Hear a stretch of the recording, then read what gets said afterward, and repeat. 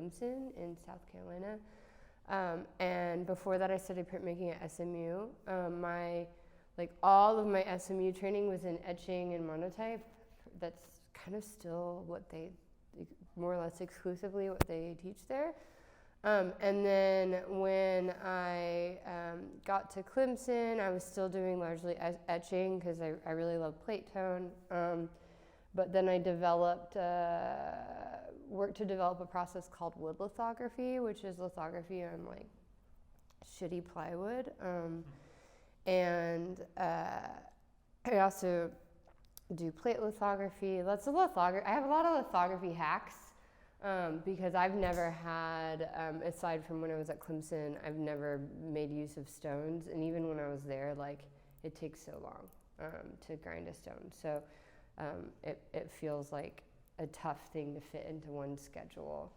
And then I also taught relief at Clemson and at UNT for a couple years. So even though I don't use a lot of these processes, it's like, I don't know, I'm have been in them. One big thing though, I will say, is I was like at the very end of, right before most print shops started to convert to a lot greener practices. So like, for instance, in lithography, all my training was still in asphaltum. And now, like, you really shouldn't use asphalt. Like, they don't teach people to use asphaltum anymore. So in a lot of ways, like when I come back to the print shop, there's a lot of new things I'll have to learn. Like the fundamentals will be the same, but I've never tried to, for instance, like at UNT, they use Johnson's wax instead of asphaltum. There's a lot of different alternatives people have come out with that make it where you don't have to use certifiably cancer-causing materials.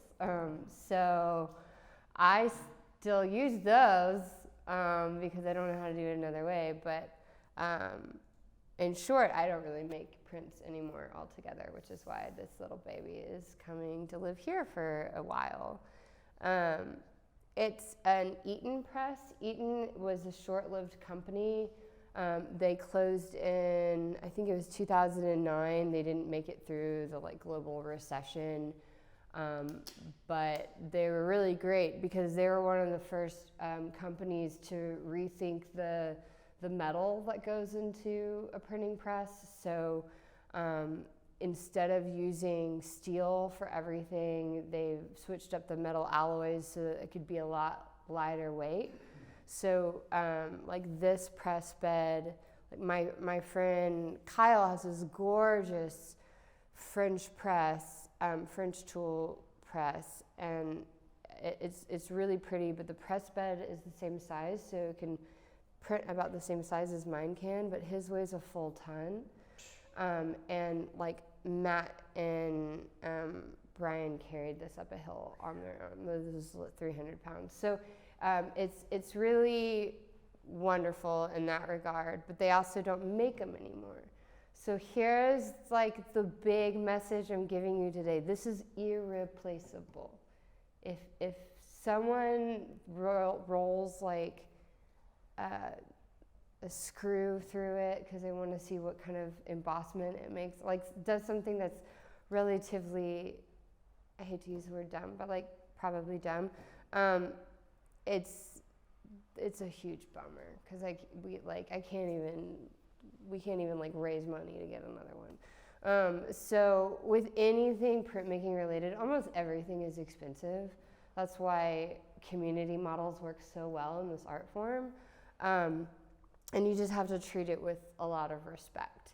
And just like the wood shop, although like you have to be trained to use it, and we're gonna have some kind of like quick training method. It won't be anything as long as this one because I talk too much.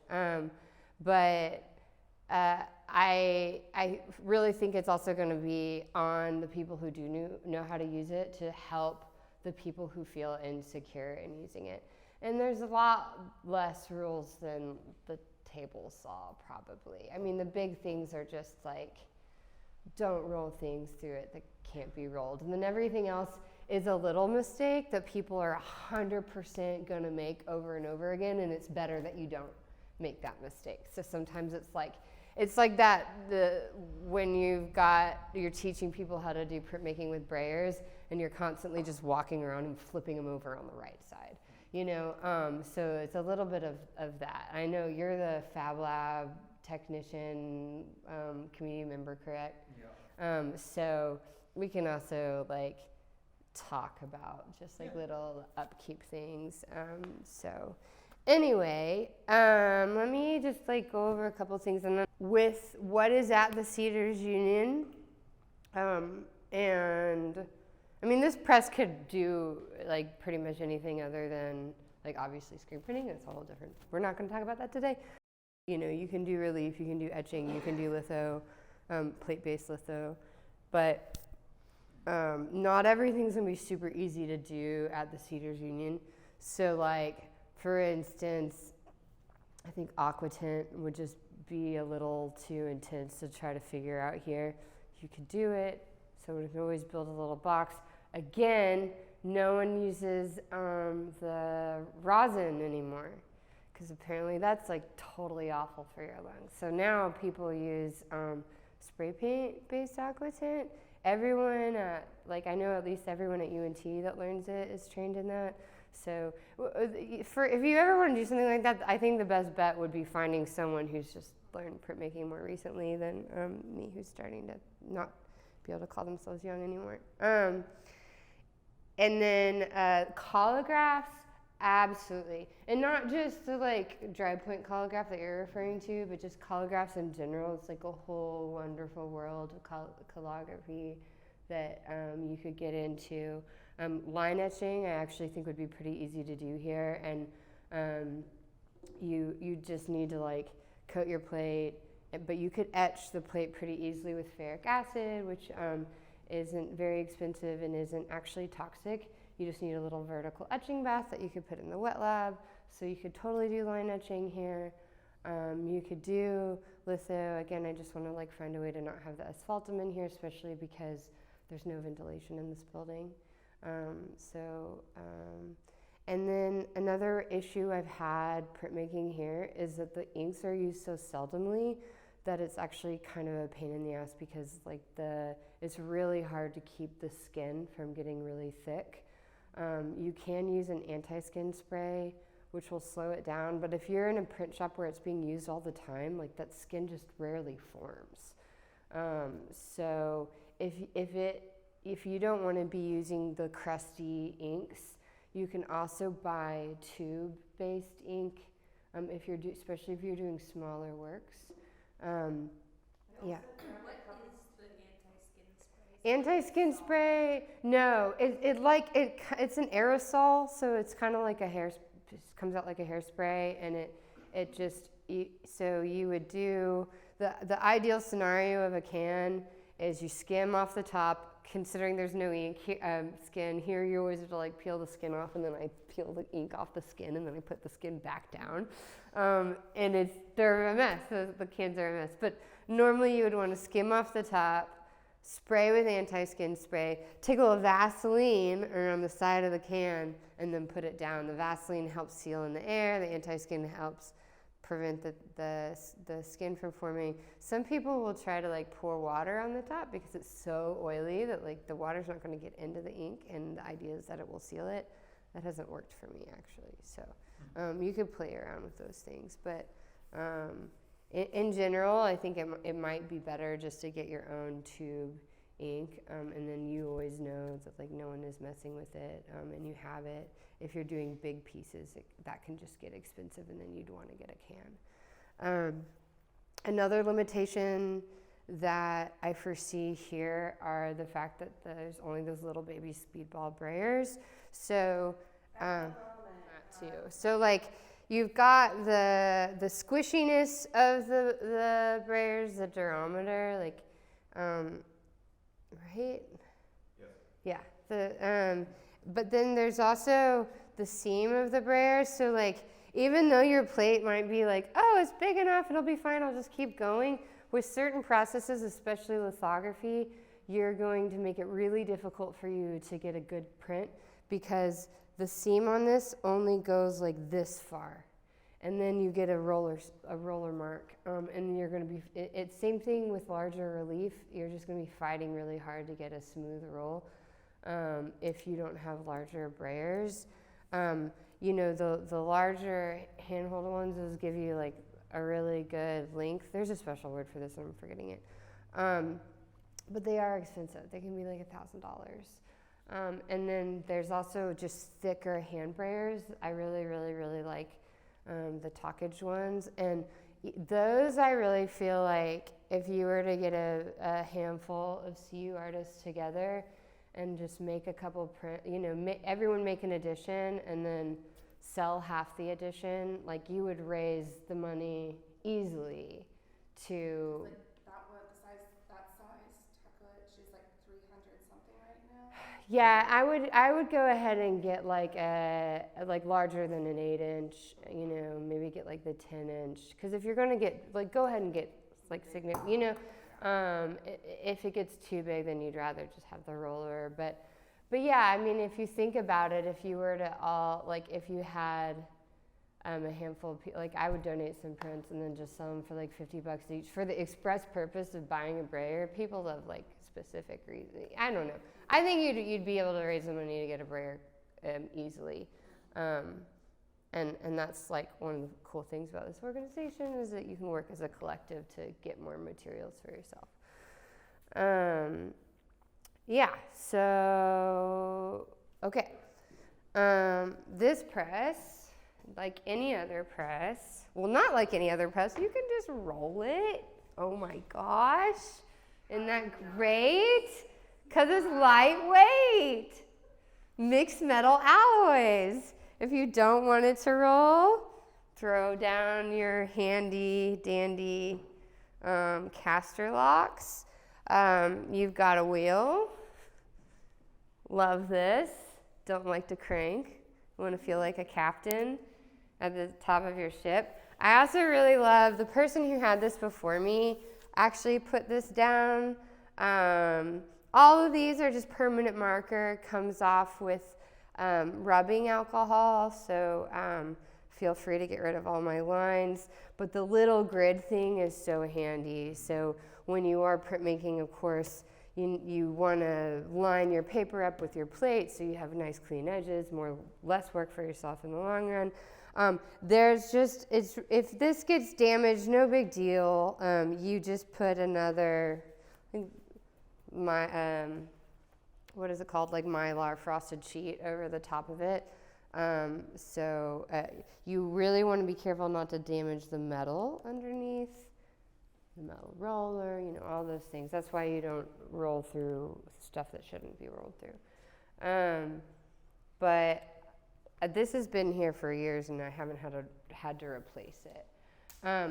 Even though I've made the mistake, I would say the mistake, you can totally do it, but I've maxed out the size of this press bed a lot of times where I like put especially for my wood lithos, I'll put like the largest piece I could get in. Remember that if y'all can see, there's if you measured it this way and you're like, cool, I can go up to here, you can't, because you've got these guys. So you at least want to be on the inside of these guys, but honestly, things actually, you know, they move, they spread out. It's going through a lot of pressure. So I would not recommend maxing out, even if you're doing like a bleed print. I would give yourself a little room for, you know, your wood and your paper and stuff to like, you know, stretch. These are the micrometers, which you'll use to find your pressure. I think with a community press bed like this, it would be wise, like if you wanted to put like a chart on the thing, and then you're like, okay, I'm using 3/4 inch pine relief carving, and this is the setting. You're always going to have to tweak the height of the roller. Well, not always, but it wouldn't be uncommon to have to tweak whatever's listed, but then you at least have a base and it will just save you time. I'm really bad about, like, I'll write it down sometimes, but, you know, and there have been times where I find it, instead of trying to bring my press bed all the way down, I actually sometimes think it's easier to bring my plate up. So sometimes, for instance, with litho plates, because they're so thin, or with pronto plates, which is like essentially a sheet of polyester that you treat like a litho plate, but it's a lot cheaper. I put plexiglass underneath of it to raise the plate up, so I don't have to get this down so far. I find it works better. When you are done printing, you want to take the pressure off. So unroll it. Don't leave it pressured. You don't have to get it all the way up, but take the pressure off so that if you've got the blankets down, and then there's a little space in between the blankets, it's going to help your blankets and it's going to help your press bed. If you think about it, it's a really tight pressure. So it's not going to be like, it's better for the gears to not just like constantly be pressing down. Just let them relax a little bit. These blankets are no doubt going to get fucked up here, and I know that. That's fine, because you guys can replace them for me. And so that's, I mean, even like I monotyped some paint on here. The big thing is especially, so there's 3 kinds of blankets. You've got the pusher. It's like a textured felt that helps push it through. You've got the cushion, and then you've got the sizing catcher. I have these all backward. So let me explain what each does briefly so you'll know whether you need to use them all or not. You could always just use them all every time. That is something that you're going to have to dictate like on your sheet, because you know you don't need to use a sizing catcher if you're using dry paper. The sizing catcher is to catch the sizing on the paper.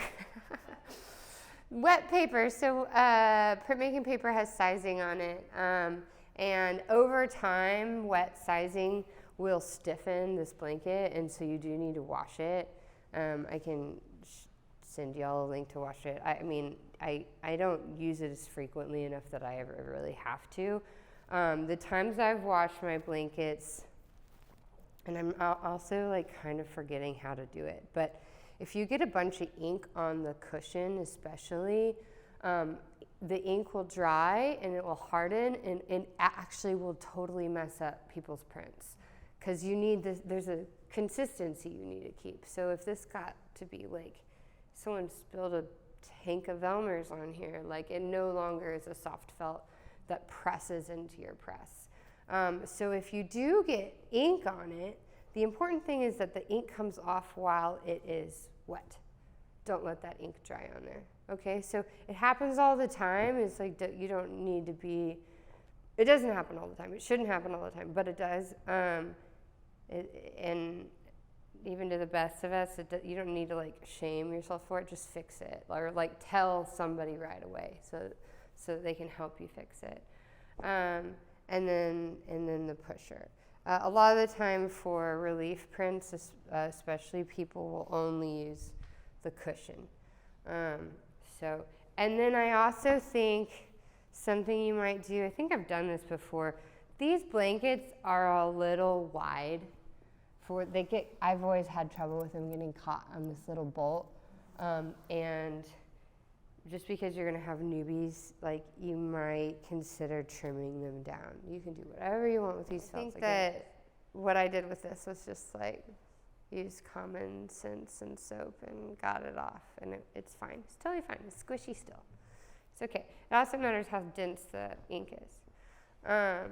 Okay, so you could, you don't have, some people like to remove the felts every time to keep them clean. Which isn't a bad idea, because it is kind of, annoying if you get gunk on your thing, but it probably won't be an issue because your paper's facing down, which you guys already know. So this isn't like a how to printmaking workshop. I keep wanting to tell y'all stuff. So. But you do have to make sure this is clean every time, especially with people sharing it. With these micrometers, another way to preserve everything is to not crank one side all the way down and crank the other side down. Do a little bit, deep, deep, deep, deep, like seesaw it down. And I like to, when I leave it, I like to leave it at the same place. Just keep it even. Like the whole idea is that you want everything to be kind of on an even kilt all the time. So, yeah, it says clean and lubricate weekly. It's hilarious. Never gonna happen. But some of this press could probably use, because it was sitting in my thing unused for a while, is to get some like machine oil right here. I have some somewhere in my studio. I probably should have given you. And then also you'll see this other side of the roller has a really light coat of rust on it, which I don't think it's not like eating into the metal, but it would probably be better if long term, if it weren't on there. But I've been bad about taking it off myself. Yeah, it's like it's like really it's like an elbow grease problem. So yeah. Questions? Would it be helpful if we used any lanolin on the cushion after washing it? On the cushion? No, I don't think so. No. I would keep the oil off of it. I think just treat it like do you do that with your sweaters? A little bit. Wow, I'm really into lanolin right now. It's like the best. It's like the best like skin conditioner. Other questions? I know I was looking online just to like have like a save tab for the size of like the pusher, oh gosh, forgetting The sizing catcher. So you can also think the way, or like how thick it is. Yeah. Just standard sizing catcher size. Okay. Standard cushion size. I mean, if you go to a printmaking website, it's all standardized. I've never had to look it up because, don't I have two? I do have two of these. I have two of these for some reason. I don't know. Maybe I should just bring this one home. But I think this is the one. One of these I cut. And I cut it I just cut it with sewing scissors, but I didn't really cut it enough, and I wish I had lined it up and cut it. But yeah, I would cut. Sometimes it's usually not an issue, but sometimes it'll get caught underneath the thing, and it's annoying. But gosh, it's so much less annoying than that. If y'all don't want any more, I will sell to someone for a good deal, because I don't think I want to take it home. Or I'll give it to the Nasher, either way. It's, hey, you know what? You guys, this is, a lot of time on this. I know. So much time. Woody, you will never look back. You will never look back. If that's what you're used to too, like you're not gonna have to like roll things through and then roll it back, and you just. You get a good workout on that thing, Yeah. I don't know. I mean, then there's just like just kind of like brainstorming on how to, like, if people really get down on this, or if you find, like, I think the ideal situation is that printmakers start to come to you guys because of this.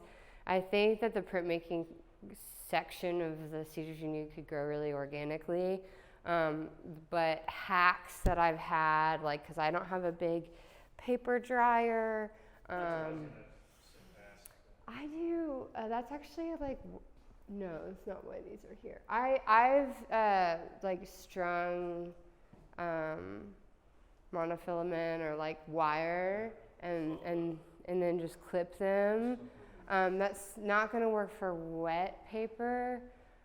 because what paper you want to dry flat. But then that, I mean, what I've always done for that was have just newsprint, sandwiching it, and then heavy boards, put a brick on it, or like a bunch of books or something.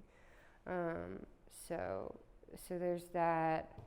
And then, you know, I mean, I mentioned it to Matt. I think I might take the glass off my glass top table. And you could turn, I don't know if it would be worth it at this point because you would lose some of the table, but you could turn half of one of these tables into a glass top and then just build a little rim around it. And then you have like, because it wouldn't just be for printmakers. People could just, it'd be like a pallet table. And that could be really helpful, especially when you get a larger brayer like those guys. But for these, this is fine.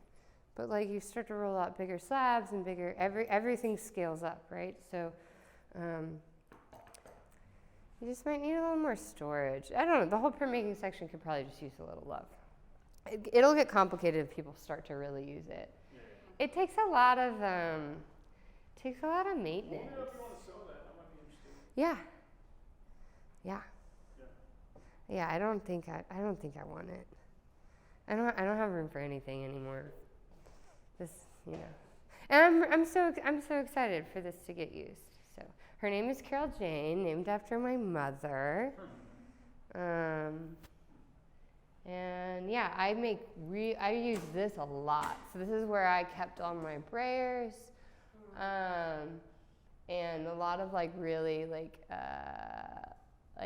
all my rolls of rug slipper that I put underneath things so they don't slip when I roll them. Yeah, I don't know. So those storage shelves I also think are super clutch. That's it, guys. Thank you, Adrienne. Yeah. So exciting, yeah, thank you. Yeah. We'll be adding a button on proximity to book the printing press. Okay, cool. Thanks, guys. Thanks, Adrienne. Terrific, thank you, Adrienne. Mm-hmm.